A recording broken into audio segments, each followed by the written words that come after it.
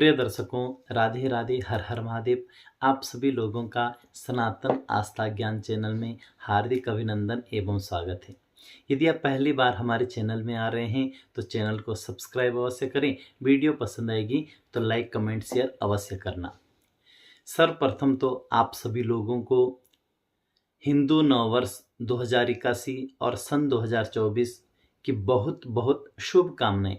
आपके लिए यह नववर्ष शुभ रहें, मंगलमय रहें, आप स्वस्थ रहें, दीर्घायु रहें, आपको हर कार्य में सफलता प्राप्त हो और जो भी आप इस वर्ष अपने लक्ष्य रखें उन लक्ष्यों में आपको सफलता प्राप्त हो, यही शुभकामनाएं करते हैं।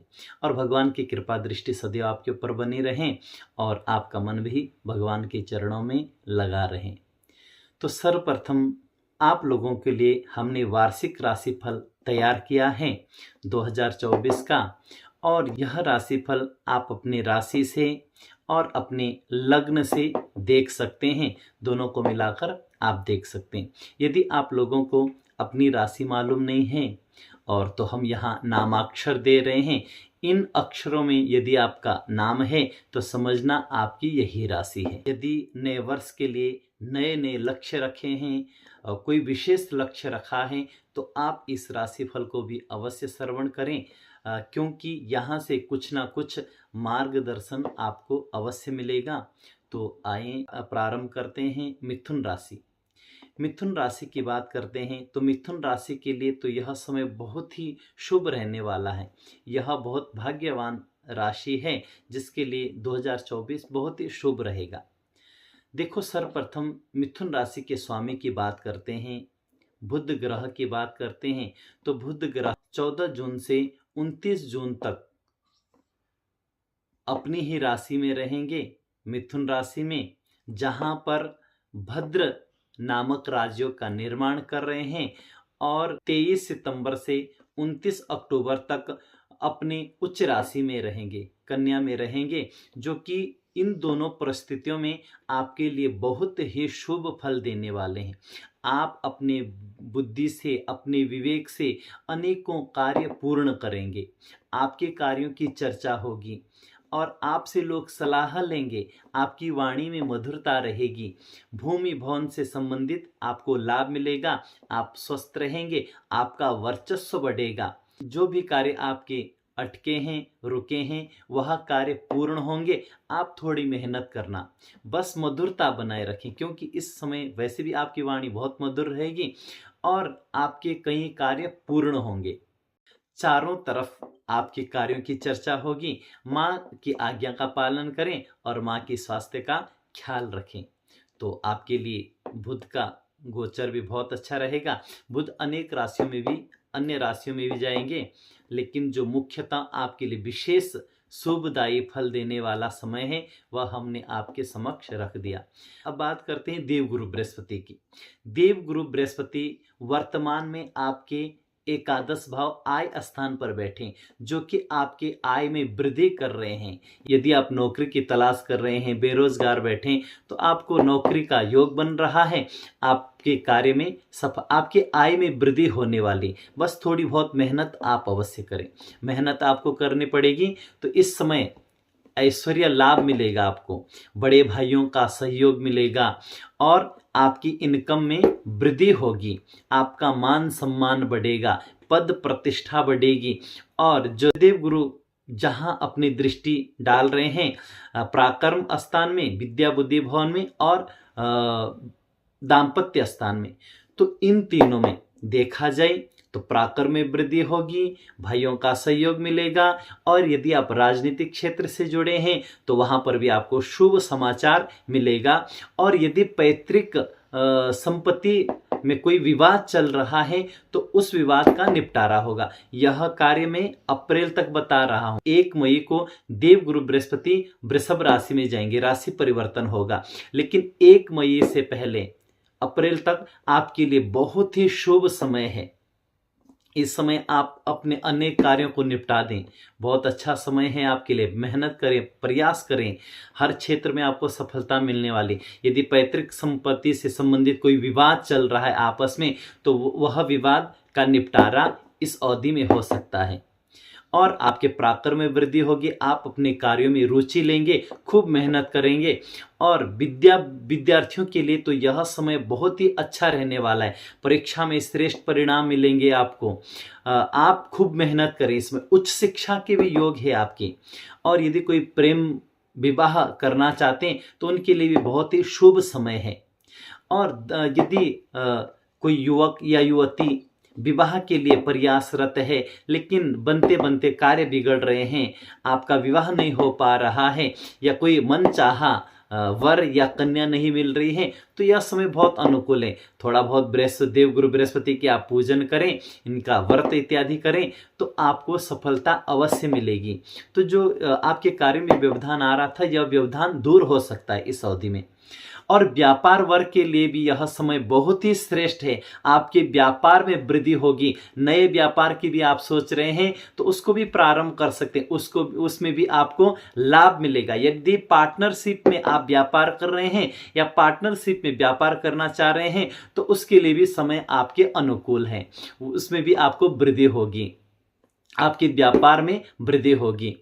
और देखा जाए इनकम क्षेत्र हो, आपका आय क्षेत्र हो, पराक्रम क्षेत्र हो, विद्या बुद्धि हो और विवाह इत्यादि, इन सब के लिए यह समय बहुत ही श्रेष्ठ है। यदि दाम्पत्य जीवन में मतभेद चल रहा है तो मतभेद भी दूर होगा, मधुरता आएगी दाम्पत्य जीवन में। तो यह बहुत अच्छा समय है आपके लिए। अप्रैल तक तो बहुत ही अच्छा है। उसके बाद जब देव गुरु बृहस्पति अपना राशि परिवर्तन करेंगे तो वृषभ राशि में जाएंगे, जो आपके व्यय स्थान पर जा रहे हैं। इस समय व्यय में अधिकता होगी, थोड़ा बहुत परेशानी तो अवश्य होगी। लेकिन जो विदेश में व्यापार कर रहे हैं या विदेश जाने की सोच रहे हैं या विदेश में कोई किसी प्रकार विदेश कंपनी में आप कार्यरत हो तो वहां से आपको सफलता मिल सकती है। लेकिन विशेष ख्याल रखें, इस समय आपका अपव्यय हो सकता है, तो थोड़ा खर्चों में सोच समझ कर ही खर्च करें। तो जो बृहस्पति की दृष्टियां जा रही हैं वह आपके चतुर्थ भाव में, षष्टम में और अष्टम में जा रहे हैं। तो देखा जाए इस समय आपका खर्च अवश्य होगा, लेकिन शुभ कार्यों में हो सकता है। आप इस समय भूमि भवन की सोच रहे, वाहन लेने की सोच रहे, तो उसके लिए बहुत शुभ समय है। आपके घर में नया वाहन आ सकता है और आपका जो मकान का स्वप्न है, भवन का स्वप्न है, वह पूर्ण हो सकता है इस अवधि में। लेकिन माँ के स्वास्थ्य का विशेष ख्याल रखें और माँ की आज्ञा का पालन अवश्य करें। और यदि आप स्वास्थ्य से संबंधित कोई बीमारी चल रही थी, आप परेशान थे, या रोग से, ऋण से या शत्रुओं से आप परेशान थे, तो वह बाधाएं आपकी दूर होगी। इन तीनों से आपको मुक्ति मिलेगी, रोग, ऋण, रिपु। यदि शत्रुओं से परेशान थे तो वह शत्रु दूर होंगे। यदि आप ऋण में डूब रखें तो वह ऋण इस समय आप अपनी मेहनत करके उस ऋण को चुका देंगे।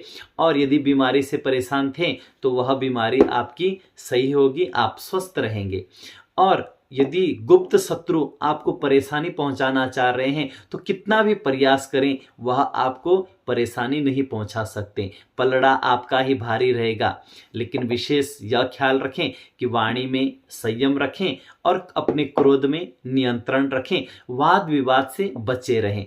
बाकी देव गुरु बृहस्पति की उपासना आप करते रहें, हर प्रकार से आपको सुख समृद्धि, आपका मान सम्मान और ऐश्वर्य को बढ़ाने वाला है।